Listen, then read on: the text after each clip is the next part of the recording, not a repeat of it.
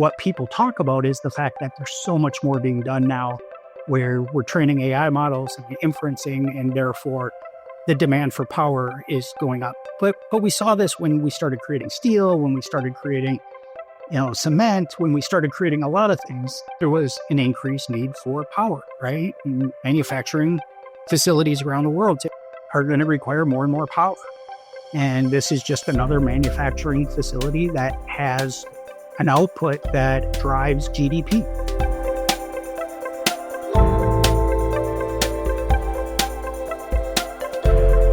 Welcome to another edition of Not Your Father's Data Center. I am Raymond Hawkins, your host.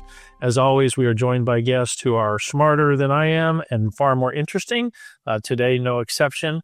We have friends from the $4 trillion juggernaut Nvidia. Marc Spieler, they are their senior managing director of global energy industry. So all things power and talking about power for our friends at Nvidia who are using just a little bit of energy to fire up those GPUs. Marc from Houston, how you doing? Great, Raymond. Thanks for having me on the show. Well, we're grateful that you came and talked with us. We want to hear about what you're doing with NVIDIA, but before we get down the NVIDIA and GPU and energy lane, let's back up to the early days of you and what makes you who you are. Where were you born? Where did you grow up? Catch us up to kind of up to the beginning of your career. Tell us a little bit of background on you. We'd love that. Sure. So today I live in Houston, Texas, but I grew up in Minnesota. I grew up in the Twin Cities, in Burnsville, Minnesota, and went to school down in southeast Minnesota in Winona. I went to Winona State University and thought this was great. There was a lot of bluffs and it was a beautiful city. And I did my undergrad down there in marketing. Tip of the hat to the Warriors. Let's go Winona State. Yeah. Winona State Warriors, and did my undergrad there and my first master's there. But when I was going into between my junior and senior year, I interned with a company called Cray Research. Cray, right? The supercomputer guys. Yeah. So I maybe worked for them for the summer, and then actually did some additional work in the fall. Was Cray in Rochester, or where were they headquartered? Well, we're actually headquartered in Chippewa Falls, Wisconsin. So Chippewa Falls, okay, yeah. Right? So yeah. Good to go out to Chippewa Falls. Rochester's where the AS400 was. That was what was in Rochester, right? Is that what was there? The IBM AS400 plant was there in Rochester, right? I was trying to think of what compute I knew was there. Okay. So worked for Cray as an intern, and then I stayed at Winona and did a master's and worked for the university for a while. And during that time, Cray got bought by Silicon Graphics, SGI. Yeah. After I decided that I'd had enough of university life, because I really thought that was where my career path was going to take me after I did my undergrad, I thought, I'm just going to stay and work at a university. I love the setting. I liked working with students, worked for the university for 4 years, and just thought, this was where my calling was. Did a master's in professional development and leadership. What were you doing for the school at Winona State? Student affairs. So I did cool. Residential life. I did auxiliary operations, which was like our food service operator, ran the Pepsi contract. Cool stuff. To increase student life, right? And taught some classes in leadership. And then just one day I said, you know what? I need to go back into the corporate world. I think there was room for more money in that space. And, I said, well, I'm going to see what's out there, and applied with Silicon Graphics. And within literally, I think 2 or 3 weeks, I had a job and was moving back up to the Twin Cities to work in inside sales at SGI. And so I started there in 2000, and they assigned me to a geography, Texas, Oklahoma, Louisiana, and Arkansas. So Tola. So yeah, so he got the Tola region. Tola was my new place. I was coming down and visiting, and obviously Tola is big on a couple things, but energy is one of them. Oil and gas. Mm-hmm. Did those early oil, but did the oil and gas guys using SGI, were they doing, I even forget what they call it, where they study what's under the ground and look for oil reserves? Is that what they were doing with the SGI machines? Correct. Subsurface understanding. So it was all seismic processing and interpretation work. It was with Halliburton and Schlumberger software. Gotcha. And, so I partnered a lot with those software companies to sell full solutions. Their software, our infrastructure solutions. Worked a lot with some universities, primarily that were focused on energy as well, but really an oil and gas focus. So I got to ask about two culture shocks, though. You go from Minnesota to Houston. Yeah. There's a couple of massive culture shocks. First, the weather. Sure. Radically different. You can't spell humidity in Minnesota for most of the year. Right. And then you go to Houston, maybe the most humid place in America. Winter in Minnesota is 7 months a year. Is that fair? 6.5, 7 months a year. Summer in Houston is 9 months out of the year, maybe 10. Yeah. Yeah. It was That's a big switch. Well, they asked me to come down and interview in April. And so it was beautiful. So I thought, I'm in. And then 4 months later, I'm like, what the heck is this? Right? Total bait and switch. Mark, this is so funny. I told you earlier before we started recording, I worked for a company in the Twin Cities. I went to interview in the Twin Cities in April, and all I brought were golf shirts. And I get off the plane, the rental car bus to the plane, and it's snowing. Right. I'm like, I'm from the deep south. What are y'all doing with snow in April? And they were like, this is totally normal. Normal for them, right? Yeah. That normal, that's for sure. But I miss the change of seasons. Yeah. I don't miss the cold and the snow. So you've been in Houston since the early 2000s. 2002, they moved me down to cover oil and gas down for SGI down in Houston. I partnered very closely with Halliburton and Schlumberger as software partners. And after about 4 more years of working for SGI, I went to go work for Halliburton as in their software division running commercial and strategic alliances. And so that's when I really took a deeper dive into the oil field services part of the business and how oil companies ran their operations. And I spent 13 years with Halliburton. Oh, wow. And, 5 years. That's a great run. For division, 3 years with global customer finance, and then 5 years with mergers and acquisitions. So all right. They were a great company. They still are a great company. Traveled the world, saw many countries that most people will never have the opportunity to go to. Or even think about going to. Yeah. Or want to, probably. I didn't say want to. Probably want to, but I tell you, it was a fantastic experience, and it truly gave me an appreciation for what goes into producing the world's energy. Right? It's not as simple as filling up your gas can or turning on the lights. Right? There's a lot of men and women across the world that are doing really hard jobs to make sure that we have the energy required to run our lives.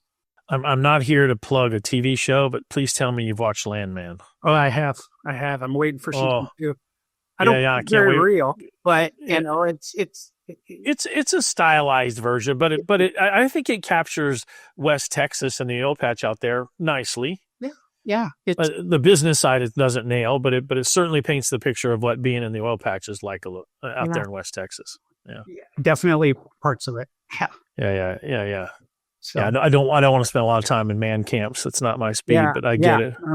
Mine either. Fortunately, I never had to, but I respect those that do. It's definitely tough way to make a living. It's a lifestyle, right? It's a lifestyle. But so I spent 13 years at Halliburton, had a great run, and finished there after doing my MBA at Rice. And what a great experience. And did that with the intent of potentially staying on with Halliburton for a while and growing there. But the opportunity presented itself to go back into the tech space with Nvidia and run their global energy business, which was primarily oil and gas when I started, but now is very, very heavily power and utilities, as well as we've got mining companies that we're working closely with to produce what's required for energy. And then a lot of the large EPC companies who are building the next generation of large capital projects for sustainable energy or, refineries and things like that. All right. So a great technology background of anybody that was Cray and SGI, you got technology bona fides. That's nice. Then you switch over and do Halliburton for 13 years. That's about as good a energy experience as you're ever going to get. And then you come back, late 2020, late 2019 to come back over to the tech business? Yep. It's July 7th of 2019. Okay. So 6 years at Nvidia. Yeah. You just, all right. Gotcha. Well, that's not a bad 6 years to spend at Nvidia. I don't know. I know I joked while on our call, the $4 trillion man. I don't know what your market cap was 6 years ago, but it wasn't $4 trillion. No. I actually don't think it was a T. I think it was double-digit billions. You were probably a $10 or $12 billion enterprise then. No, I think we were maybe $100 billion. $100 billion. Okay, all right. So triple-digit billion. Yeah. Triple digit. Where, it's been an incredible ride and very different culture from any company I've ever worked with or worked for or worked with, right? It's a tremendous culture. Yeah. I understand there's a very unique structure and that Jensen manages in a very unique way. And boy, you guys are at the, it's interesting because you're the Nvidia energy guy in our business.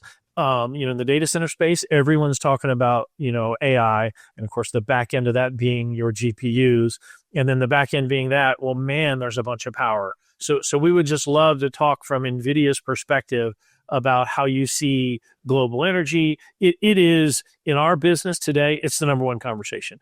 The first question we get asked is, hey, where are you with the energy company? Where are you with the utility provider? How are they? What's your contract look like? What's their power ramp look like? It's and that's really only transpired in the last 3 years, where it's become the first qualifying question. And you, having spent 6 years at Nvidia and with your energy background, you're kind of at the center of all of that. So love to hear your thoughts as you guys continue to build more and more capable compute, better and better GPUs, and what it's doing from a power demand perspective. That's kind of open-ended. Talk all you want, Mark, go. Great. Well, it was interesting. 6 years ago when I came into this role and I'd go and talk to executives, most of them didn't know who Nvidia even was, right? And unless they had a son or a daughter that was a gamer, they just didn't know what we did. And still today, a lot of them believe we make chips, right? But we're gaming consoles. Yeah. Use and we do that. We make great silicon, but we're a software company. We're a platform company, and that's why we're reflected in the market the way that we are. Is we create platforms that other people can develop on top of, and it has become critical for lots of different technology to leverage AI. Right. So we started as a gaming company and a visualization company, and then as people got to know the capabilities of our hardware, they decided, we need to program this to do high performance computing and things in parallel, which made us a high performance computing company. And therefore seismic processing was a huge part of our HPC workloads, right? And probably our biggest industry for a long time, to be honest. Wow, I didn't realize that. Because you could process so much more seismic data running on hundreds or thousands of cores on a GPU than you could on 10 cores on a CPU. And then Jensen had the forethought to say, hey, this AI thing, and it's been around a long time, but it's highly parallelized. Oh, how do we create the software stacks, right? It was probably in 2014, I think, that he introduced the first software stacks to basically start looking at how do we use GPUs for AI. And it's taken off. And AI has become part of everyday life, right? My boys use it every day, right? It is their Google, right? And, it's getting integrated into more and more things. And it's really the next industrial revolution. And so if you think about how building this knowledge base works, right? Because AI is really, generative AI is knowledge. We're turning data centers, you guys are turning data centers into AI factories. And the input, the feedstock in our terms, the feedstock for this knowledge is two things. It's data and electrons. I got to pause on 1 second for you. I love the phrase AI factory. I know, was that it this past, I forget what you call your big conference that kicks you guys to? GTC. Yeah. Is that the first time you used that phrase, AI factory? Was it at this year's GTC, or is he being using that previously? Because I love the phrase. Yeah, I mean, I think he's been using it, I think, for a couple of years now. But okay, yeah, just love that. If you envision these AI factories, right, they're no different than manufacturing facilities, right? You got a feedstock coming in, you run it through a factory, right, or run it through servers, right, and then outside, on the other side, comes a different product, right, a byproduct, which is AI or knowledge, right, and so it's turning data into knowledge. but it's all dependent on electrons, right? You got to feed it power in order to do that. And while the data centers are consuming more and more power per unit, right? Call it per GPU, call it per server, per rack. The amount of knowledge that it's able to produce has gone up 100,000x over the last 10 years, right? Or more, depending on if you're training or inferencing. And so, the great thing is it's becoming more and more energy efficient. What people talk about is the fact that there's so much more being done now where we're training AI models and inferencing, and therefore the demand for power is going up. But we saw this when we started creating steel, when we started creating, cement, when we started creating a lot of things, there was an increased need for power, right? And manufacturing facilities around the world are going to require more and more power. And this is just another manufacturing facility that has an output that drives GDP, right? And drives governments. And we see more and more sovereign AI opportunities popping up, and we see individual companies developing their own AI models. And this is how companies are going to scale the work that they have without adding tremendous more cost to their operations, which will make things more affordable, will allow people who have studied and are working in these different industries to do more, right, than what they can do today. And, I know there's always the conversation around, replacing people and things like that, but I always use the analogy. It's like assuming that a calculator was going to replace mathematicians, right? When you created the calculator and everybody saw, hey, now anybody can do math, right? And so we don't need mathematicians. But really, it just allowed mathematicians to do much more complex math in a faster period of time. So now we could solve harder problems. And that's really what AI is going to do for people in every industry. Right. I mean, isn't that, though, been repeated time and time again in history when we come up with a new technology, and we can go all the way back to the wheel. Oh my gosh, all the people who, carried things are all going to lose their jobs. No, they're going to go do things that they can do that they didn't have to spend energy dragging or carrying that thing, because now it rolls on the wheel. I mean, that has happened over and over and over and over again for millennia, right? That we now get to do a different set of work. We get to point our energy. I like your mathematician analysis, right? Our mathematicians are solving different problems now because they don't have to do the adding and subtracting and dividing that you had to do before. They don't have to burn that energy to do that. They can burn energy doing far more effective tasks. And this is, and AI is the exact same thing. It's just doing it at a much higher knowledge base, a much higher value chain level. Hey, we're going to have lots of So I'm going to give a personal example. My son's in his last year of law school, and there's this conversation around law school. Well, hey, is AI going to replace all of us? No, meaning all the lawyers. No, what it's going to do is it's going to take that drudgery level, go research all of those cases, go analyze all of those briefs. That stuff that the first guys that are 3 or 4 years out of law school and having to do the heavy lifting of the firm, they're going to be doing more interesting things and more impactful things because you'll be able to get that out of an AI, engine, right? Correct. And that's, that's a great example of, hey, now my lawyer isn't going to spend 20 hours reading briefs, right? He's going to let a machine do it, right, and give him a 3-hour summary. That's absolutely right. We use the term at Nvidia quite a bit, doing your life's work, right? There's very few people whose life work is to search for data. Right. And collect data. There are people that is their life's work, but at the same point, most people that have a profession, they want to solve really hard problems or do things that are going to be impactful. And so AI is going to allow them to focus more on those things and differentiated things than just looking for data and answers and outcomes, right? And we even saw this transition from, card catalogs to encyclopedias, right? And eventually, things got put on microfiche, and then all of a sudden you had the internet and Google and all that and search. And now you're going to be able to get answers and outcomes much faster than what you could in the past. And now you can put stuff together that allows you to really go and solve really hard problems. Now, Marc, most of our listeners are from the data center business, and they're younger than you and I. So I'm going to now have to explain card catalog. I'm going to have to explain microfiche. things that you and I are very familiar with that my kids are going to call after this episode and go, Dad, what is a card catalog? Yeah. And that's a good example. They didn't have to know how to use the Dewey Decimal System, right? My kids didn't, right? They had Google. Yeah, to your point, I like that phrase, doing your life's work, right? Never having to pull out a tiny drawer with cards and look for the book is a blessing. Yeah. Or even going to the library, right? Now exactly right. Yeah. You're on your phone, you're able to do things, and more because of agentic workflows, they're building this stuff right into applications that everybody's using. And so things will become very efficient for people. And, now it's going to become, how do you strategically think? How do you prompt?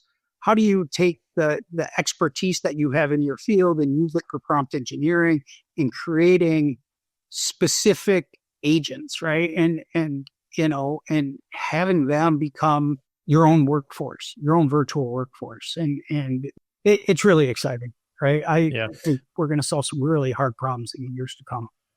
Yeah, we get to use people's, I love that, life work, their highest, best capability gets focused on the toughest stuff, on the hardest questions. So this next question, it's going to feel a little bit like a setup. I'm going to put myself in the boat with you, so it's not a setup. But our industry gets talked a lot about, data centers are using all this power, right? And of course, you guys, your chips are in the heart of what is growing my industry like crazy. And so we hear a lot, oh my gosh, those GPUs are so hungry. Oh, data centers are using so much power. You at sort of the intersection of that energy production and electrons and the GPUs. Can you talk a little bit about what's a healthy way to think about that energy consumption? You alluded to it earlier. Hey, we're getting a lot more output for the same amount of energy use, but help us understand that a little bit more. So the evolution has been great over the last 10 years, right? As far as the performance per watt, and the amount of outcomes that we can get for the same amount of power, right? And like I said, I think in the training space, it's 2,000x. And in the inferencing space, it might be 100,000x over the last 10 years as far as energy efficiency. Once again, it comes back to, we're using a lot more AI. We're using a lot more data centers. And I think the market understands that this is not going to slow down anytime soon, that we're going to continue to evolve, right? And therefore, we're going to need more and more power in order to process that data, especially as the costs continue to come down, the power envelopes continue to get optimized. More use cases will be commercially viable than what was the case in the past, right? ChatGPT and OpenAI was a game changer, right? And opened up the door to a lot. But the technology in theory was, neural networks are not new, right? I wrote a paper in college 30 years ago about that. And ultimately, the problem is it would have cost you, call it hundreds of billions of dollars to build a system to do what they were able to do with OpenAI. And now as it becomes more efficient, it'll become cheaper and cheaper. And so you're going to see use cases now becoming more affordable, cost effective. And what people might choose not to use it for today, 3 to 5 years from now, they're gonna bring those use cases on. And so we'll see more of it. But it's definitely a change. It's a paradigm shift. Yes, we need more power for these things, but we need more power for a lot of stuff, right? Manufacturing and EVs and all kinds of other things that probably rank higher than AI. But the thing is we're consolidating these things into very large data centers. And so I think it comes back to that consolidation. And when you have a couple of 100 megawatts or even a gigawatt data center, that's a lot of power in one area. But in the past, it could have been spread out to your laptop or my laptop running for 12 hours to write a paper that's now written in 20 seconds or 30 seconds with the right prompts, right? And so I'll give you another analogy, and I like to use analogies, but when you look at things like technologies like Waze, right? And how we use GPSs now to get from one place to another and redirect traffic. Well, it takes compute, it takes energy to run those analytics and re-optimize and redirect and all of that stuff. But when we were young, our parents who went to work, they left, they watched the news, they left, and they wished their best for traffic. But if there was an accident or something changed, they'd be idling in a car burning, gas for an hour because they didn't know to get off and go down this street and move here or redirect traffic to keep traffic moving. And now, yes, we're burning some electrons to have real-time traffic and alerts and redirect. But we're saving a tremendous amount of resources and CO2 emissions and all that stuff by redirecting traffic using AI and technologies. So it's the same thing. Yeah, I liked your phrase, do your life's work. We have a phrase at Compass, we talk about make lives better. That's a great make lives better example. Not only is the car sitting there idling, but you're going nuts, sitting there going nowhere, where, Waze can tell you, hey, if you hang a left here and go down 3 blocks and hang a right, you're going to get around all this and save yourself 14 minutes. I mean, that is making lives better with technology. And no one stops to think, hey, all that took some electrons. All that happened in a building somewhere and it delivered it to you in your hand, right? I just think that's a really good example of making lives better by using technology in a way that you already hit us with microfiche and card catalog. I was waiting for you to say the word maps. So my kids have no idea what a folding map is. They have no concept that you used to have a binder that you went through and flipped the pages, or you had to fold it back up, which, by the way, they never folded back the right way a second time. Yeah, travel's totally different now with AI. No one even knows what a map is. Right. And once again, it makes life better. Like you said, it saves on energy, right? Not maybe the same kind of energy, right? One might be gasoline versus electrons, but overall it's better for the environment. Yeah. It's better for everybody. And so I think it's going to be a philosophical change management thing that, people and companies are going to have to look at as they start to get through this and understand just how much value that this creates. And overall, I truly believe that AI will solve more problems for energy than it'll create, especially when it comes to things like grid optimization, interconnection studies, and getting more power onto the grid. How do we leverage more renewables and other aspects into the grid and get full utilization out of what we're doing and ultimately reduce costs to ratepayers and everybody through better technology that's real-time capable. Yeah, it's clearly another revolution, and it's disruptive by the nature of revolutions. Disruptive. Our grandkids are going to just think this is the way things always were. Yeah. This is how it's supposed to work. Of course, AI did all that for me. No, what do you mean? I read 42 briefs. Are you crazy? No, I told the AI engine to go. Here's the subject. Go find the briefs, read them all, and come back to me. That'll be completely normal and not the too distant future. And that's just one silly little use case. Well, in the role of global, the energy industry, what does Nvidia have you doing out there? Are you the liaison? What's the function of what you do at the crossroads of energy and Nvidia?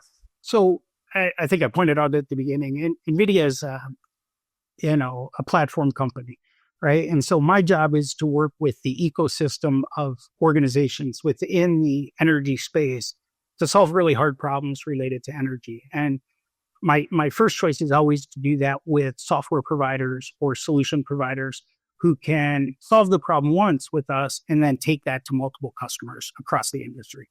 So my team and I spend a lot of time working with solution providers, right? The big companies who are selling into utilities or selling into oil and gas to solve problems. And some of these companies want to build it themselves. And so we do have teams that help support them as they try to build technology. Nobody buys anything from Nvidia and just puts it to work, right? We're not an application company. Right. I was going to say, you're not the killer app. You're the engine for the killer app. Correct. Yeah. Yeah. Okay. Yeah. My whole team is focused on how do we figure out what are the biggest problems in the industry? And then how do we go find the right partner or end customer that's interested in solving that problem? We go help them solve the problem, and then we talk about it. And then help other people to adopt a similar technology, right? So we work with all the cloud providers. We work with all of the large global service companies, right? Your Accentures and EYs and Deloittes and right. We work with the Schlumbergers and Halliburtons, but also the GE Vernovas and the Siemens Energies and those guys who are building software stacks for the industry. And then we work with end customers who basically want to create their own AI environment within their firewalls, right? That basically say, hey, we want to take what's available, but we also want to customize it with our proprietary confidential data.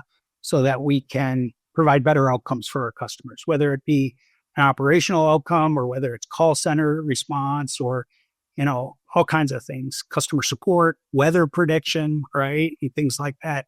There's lots of things that we're working on to help solve problems across the industry. So as you've got all this interface with the people generating energy, delivering energy, I'd love to get your take as you help service providers, solution providers solve problems for the energy industry. Where do you think the nuclear space is headed for us today? Do you think, how big a piece of the puzzle is that? How soon do you think it is? Love to get your take as a guy that's got, lots of energy in your background and lots of technology in your background. Where do you see nuclear going? Nuclear is a great resource, right? I think it's somewhat underappreciated because of just, there's not a lot of it, right? Compared to other forms of energy. And there's obviously been some major issues with nuclear over time. I don't want to minimize, nuclear accidents. They're a terrible thing. But once again, it's been a small number of those compared to other types of issues that we have that hurt people and kill people. And so relatively speaking, it's a safe technology and it's been around for a long time. But, the permitting and licensing process and the ability to build and deploy nuclear, depending on the country, is a very long process. And so I think we're going to start to see some changes in that, right? I hope in the US. I think we're seeing a lot of other countries moving much more aggressively with nuclear.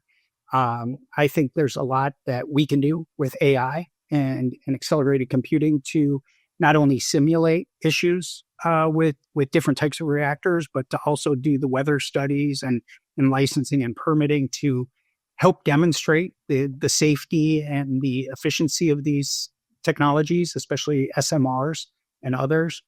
And so from that perspective, I predict over the next, call it 5 to 10 years, a significant increase in the amount of people wanting to deploy nuclear, especially with data centers, right? Because it's firm power, right? That's I was just going to say that was one I was hoping you were going to say, right? It is high quality base load, right? It is always on, and once you turn it on, it just runs, which is awesome.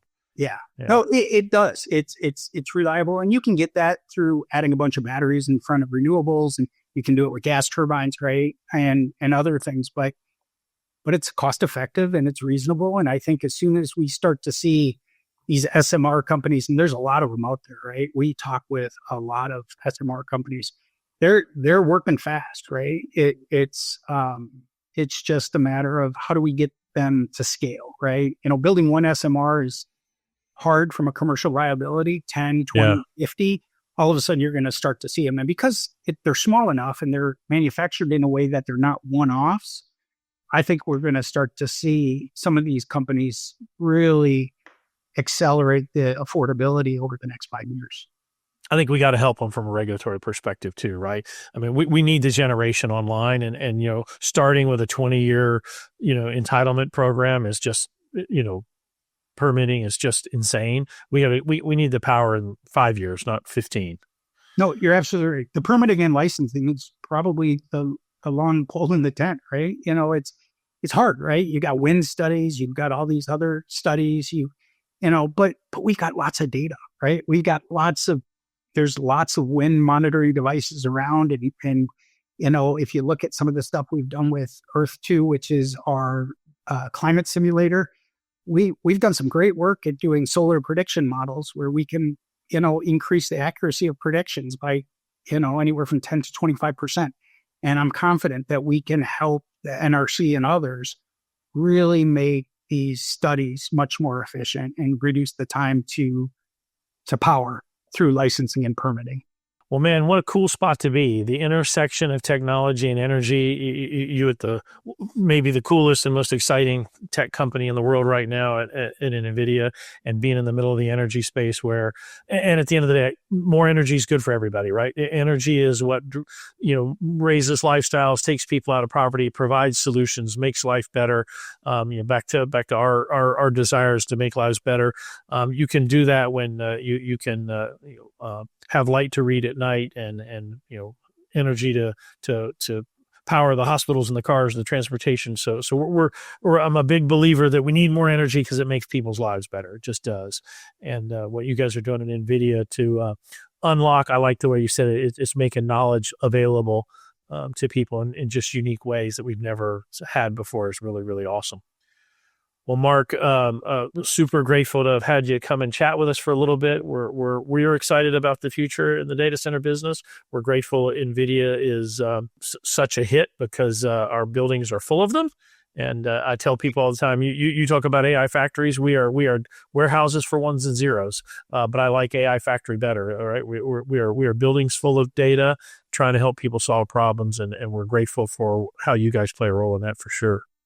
Thank you, Raymond. It's been great talking with you, and we appreciate, everything you're doing to help accelerate, how people can leverage technology and AI, right? And, you talked about how energy changes lives, but I tell you, I think AI is going to help a lot of countries get access to really smart teachers, teaching in their local languages, teaching the way knowledge changes lives too. Amen. And it's really going to change the way in which a lot of countries are able to develop the next generation of workforce and pull their people into a much better place. Yeah, much greater standard of living, which is good for mankind. Awesome stuff. Marc, thank you for hanging out with us. From one Texan to another, both transplanted Texans, we really appreciate you hanging out with us. Thank you, Raymond. I look forward to the next one. Take care. All right, take care.